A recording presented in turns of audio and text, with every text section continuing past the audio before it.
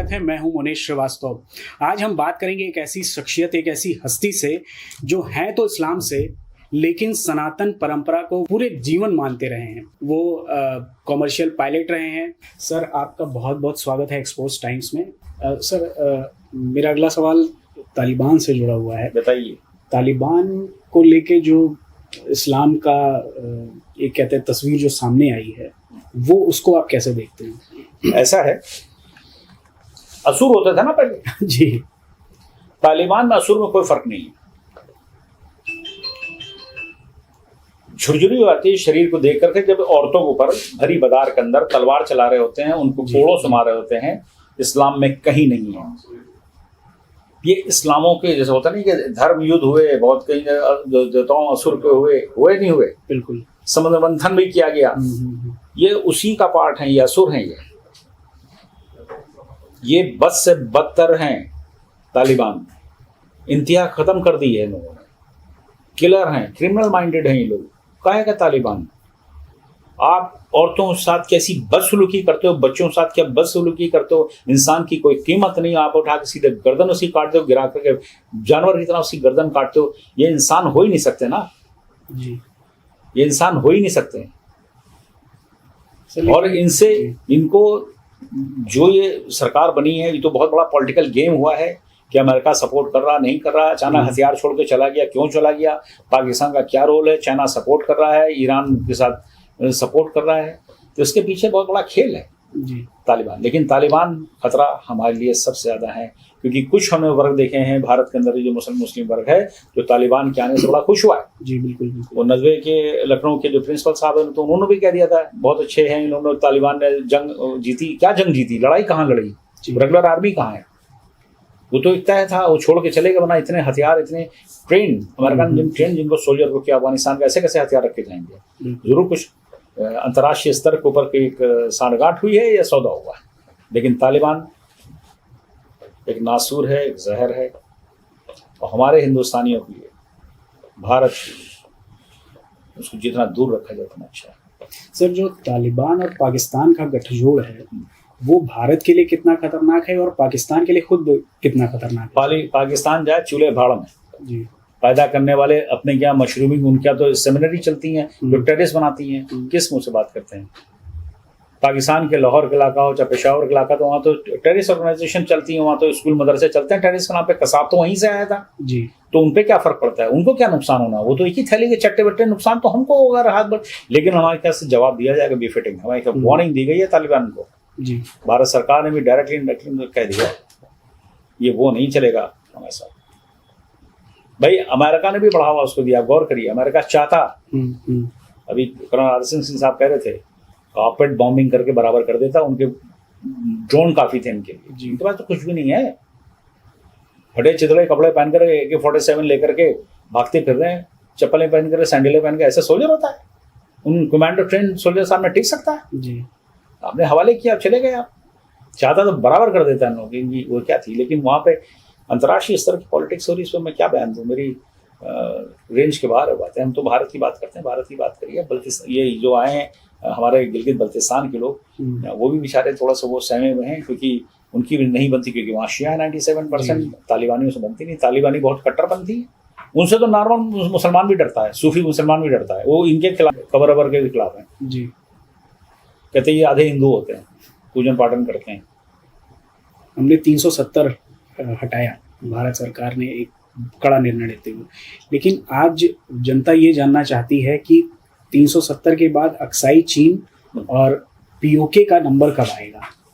POK की और Aksai चीन तो आपने कह दी, लेकिन गिलगित बल्तिस्तान ने कहा, जो ऑलरेडी पेपर पे हमारे नाम है जी। महाराजा हरि सिंह बाकायदा भारत के हवाले करके गए थे। अक्साई चाइना उसी का पार्ट हो, तो बाद में पाकिस्तान ने गिफ्ट कर दिया अक्साई चाइना को। वो हमारी जमीन उठा के दे दी। लेकिन हमारा इंपॉर्टेंट जो जगह है POK जिसको आप कहते हैं, वो मुजफ्फराबाद का इलाका, मीरपुर का, जो मिला हुआ श्रीनगर से जी। अगर आप करगिल से ऊपर जाइएगा तो गिलगित बल्तिस्तान वो बहुत बड़ा एरिया है, 72,000 स्क्वायर किलोमीटर का एरिया है। अभी जब जिक्र हो रहा था ना कि सबसे ज्यादा कॉपर होता है, तो अफगानिस्तान ज्यादा कॉपर होता है गिलगित के अंदर जी। और गिलगित के अंदर तो यूरेनियम है जी। लेकिन यूरेनियम पाकिस्तान क्यों नहीं निकाल पाया कि उसमें पैसे का बहुत खर्चा आता है और बहुत डीप है पहाड़ों नीचे। और दुनिया की 2-3 चीजें बड़ी अजूबा हैं गिलगित बल्तिस्तान की, जो हमारा है, वो भारत का हमारा हिस्सा है, जिसपे इलीगल पाकिस्तान ने कब्जा किया। वो कब्जा क्या किया, वो तो administered by Pakistan and not ruled by Pakistan. This is the simple word कि रूल नहीं है, एडमिनिस्ट्रेशन देख रहा है वो वहां का, वो भी इलीगल है। वहां 3 पर्वत श्रृंखलाएं मिलती हैं आपके लिए, आपके जो आपके सब्सक्राइबर हो उनके लिए खास करके, कि गिलगित बल्तिस्तान का वो एरिया है कि जहां पर हिंदकुश पर्वतमालाएं, काराकोरम की पर्वत श्रृंखलाएं और हिमालय की एक ही जगह मिलती है, एक सड़क का मोड़, तीनों आकर के वहीं पे पर्वत श्रृंखलाएं मिलती है। दुनिया का अजूबा है। दूसरी चीज, बल्तिस्तान के इलाके के अंदर जो पानी वहां से निकल रहा है पहाड़ों में से, वर्ल्ड का प्योरेस्ट वाटर है। और जब साइंटिस्ट ने USGS mission, united state geological survey mission वालों ने उस पानी को टेस्ट किया, और इटालियन लोगों ने उसको टेस्ट किया, तो प्योरेस्ट वाटर है इक्वलेंट टू आर्कटिक वाटर। जो नॉर्थ पोल पे पानी प्योर पाया जाता है, वो गिलगित बल्तिस्तान में प्योर पाया जाता है। Purest water itself is the medicine, वो खुद मेडिसिन उसको पी करके वो हमारी है, जिस पर पाकिस्तान ने कब्जा कर रखा है। जी जी जी।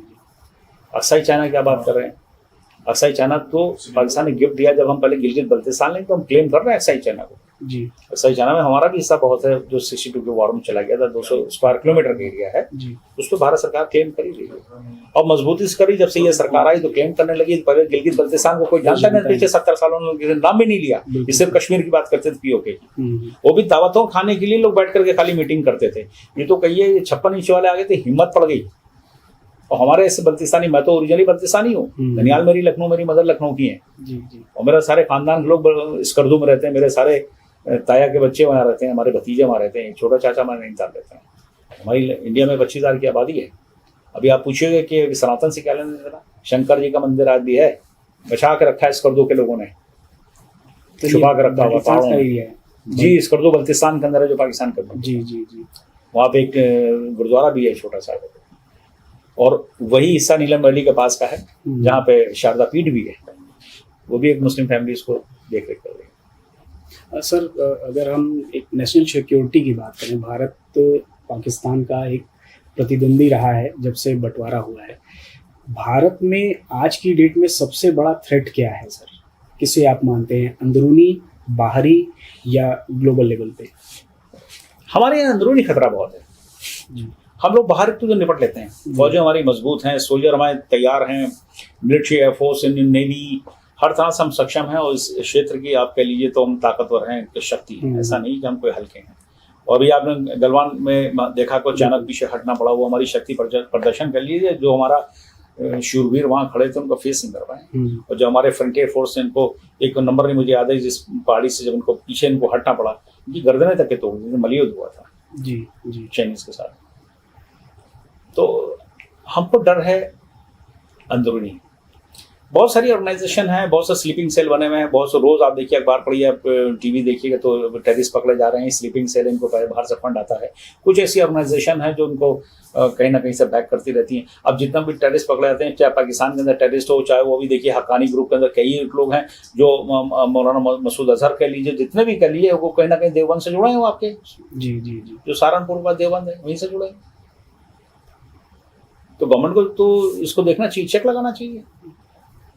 अब केरला से क्या मतलब था कि हम तो समझते थे साउथ इंडिया में इतने कट्टरपंथ नहीं होगा, लेकिन वहीं केरला से निकल गए, आईसिस गया, ज्वाइन किया केरला वालों ने। उत्तर भारत के तो नहीं गए, इसमें गए होंगे, मुझे नहीं इतना पता, लेकिन ये मैं जानता हूँ, मेरे इंटरनल सिक्योरिटी, वो हमारे विपिन रावत साहब जो हमारे CDS हैं, और उनका एक बयान आया था आज से 2 साल पहले, उन्होंने कहा था कि हम 2.5 युद्ध लड़ रहे हैं। 2 तो हमारे, एक उत्तर भारत, उत्तर के सीमा पर, एक हमारे पश्चिम सीमा पर, लेकिन आधा युद्ध जो हम अपने अंदर ही लड़ रहे हैं। तो हम अपने दुश्मन को पहचानते नहीं है। मजेदार बात है कि हम दुश्मन को जानते नहीं, सामने होने के बावजूद भी वो ज्यादा खतरनाक है। जी सर, ऐसे युद्ध से निपटने के लिए क्या करना चाहिए भारत को, भारत की जनता को? कल की आपने स्पीच देखी कि पुष्पेंद्र कुलशेखर जी ने भी ये बात कही, colonel RSN Singh, GD Bakshi sahab ने भी बात कही, खुल के कही है कि भाई हमको अपने आसपास देखना, हमें आंखें खोल कर रखना हर नागरिक को, कि हमारे क्या आसपास हो रहा है, क्या हैपनिंग्स हो रही हैं, उस पर नजर रखनी है आपको। बात एक और है कि हर मुसलमान भी टेररिस्ट नहीं हो सकता है जी, लेकिन हमारे यहाँ जयचंद भी हैं जी, बिल्कुल बिल्कुल। वो चाहे नक्सलाइट के शेप में हो, चाहे कम्युनिज्म के शेप में हो, वो भी हैं जी। उन पे भी नजर रखें। अर्बन नक्सल क्या कहा गया, शब्द आया क्यों आया था, ये उनको सपोर्ट हो रही थी, पढ़े लिखे हैं, हिंदू हैं वो बात करते करते और कहाँ पे खड़े हो जाते हैं, वो देश के खिलाफ खड़े हो जाते हैं, सरकार के खिलाफ खड़े हो जाते हैं। बिल्कुल सही। आप माननीय प्रधानमंत्री का विरोध करते करते आप देशद्रोही के शब्द इस्तेमाल करने लगते हैं, आप भूल जाते हैं आप हो क्या। कहने को आप हिंदू हो, मुसलमान तो ठप्पा ही लगा, छोड़ दीजिए, मुसलमान में खास फिरका हो सकता है। सर आपका बहुत बहुत धन्यवाद। बहुत बहुत धन्यवाद आपका। वंदे मातरम। तो हम बात कर रहे थे डॉक्टर सिकंदर रेवड़ी साहब से, बड़े ही साफ शब्दों में जाना कि हमारे देश के लिए क्या खतरा है, हमारे धर्म के लिए क्या खतरा है और किस तरीके से हम इससे निजात पा सकते हैं। तो मिलते हैं अगली हस्ती के साथ, तब तक